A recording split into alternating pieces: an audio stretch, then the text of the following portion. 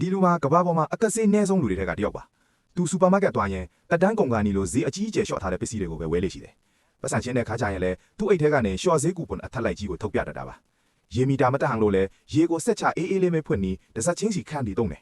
တော့တိုက်ဆေးဘူးခေါက်ပြီးသားကိုတောင်တုတ်ချောင်းနဲ့အကုံစင်အောင်ကော်တုံးတဲ့အထိကတ်ဆေးနေတာပါသူမိဘတွေကိုအမွေးတိုင်ထုံးရင်တောင်အမွေးတိုင်တစ်ချောင်းလို့၃ပိုင်းပြီးအချင်းချင်းတုံးပါတယ်ဒီနေ့ကအတုံးစရိတ်$6ထဲမပိုအောင်မနက်စာကိုကြက်ဥတစ်လုံးနဲ့ပဲဖြတ်တန်းနေတာပါအဲ့ဒီလိုနဲ့နှစ်ပေါင်း30လုံးလုံးပင်ပင်ပန်းပန်းအလုပ်လုပ်ပြီးစုဆောင်းခဲ့တာ$2သန်းပေးသွားခဲ့ပါတယ်အခုတော့သူအလုပ်နာပြီးကောင်းကောင်းမွန်မွန်အနားယူဖို့ပြင်ဆင်လိုက်ပြီပေါ့ဒါပေမဲ့ကန်ဆိုးချင်းတော့နောက်တစ်နေ့မှာပဲသူဟာဓာတ်လေကားထဲမှာရုတ်တရက်လဲကျသွားပါတယ်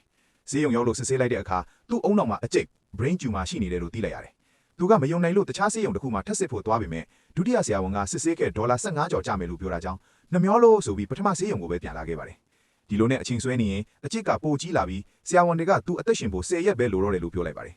ဒီစကားကသူ့ကိုအကြီးအကျယ်စိတ်တက်ကြသွားစေပါတယ်သူဟာမိဘတွေရဲ့ဂူးရှေ့မှာတွားထိုင်ပြီးငိုကြွေးခဲ့တာပေါ့နောက်နေ့မှာတော့သူဟာဘန်ဒဲကပတ်စံတွေအကုန်ထုတ်ပြီးတငယ်ချင်းတွေကိုမြို့ရဲ့အဈေးအကြီးဆုံးဟိုတယ်မှာခေါ်ကြွေးပါတော့တယ်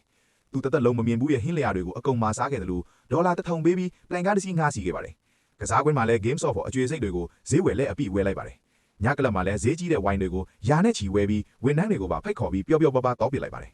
အဲ့ဒီနောက်မှာတော့သူတေရင်ထားဖို့တင်ကြိုင်းမြေကွက်အကြီးဆုံးကိုဝယ်လိုက်ပြီးဂူပြီးမိုင်အတွက်$5သိန်းအထိအကုန်ကျခံပြင်ဆင်ခဲ့ပါတယ်မသေးခင်မှာတော့ရုပ်အလောင်းကိုအလှပြင်ပေးတဲ့ဝန်ဆောင်မှုကိုစမ်းသပ်ကြည့်ခဲ့ပါသေးတယ်သူ့ရဲ့နောက်ဆုံးရက်မှာအိမ်ပြန်ရောက်တော့တက်တန်းကုန်နေတဲ့ဝက်ပေါင်ချောက်တစ်ခုကိုတွေ့ပြီးနှမျောတာနဲ့စပွဲတင်လိုက်ပါတယ်ခဏအကြာမှာတော့သူမူးဝေပြီးလဲကျသွားတာကြောင့်တငယ်ချင်းတွေကစီးရုံကိုအမြန်ပို့လိုက်ရပါတယ်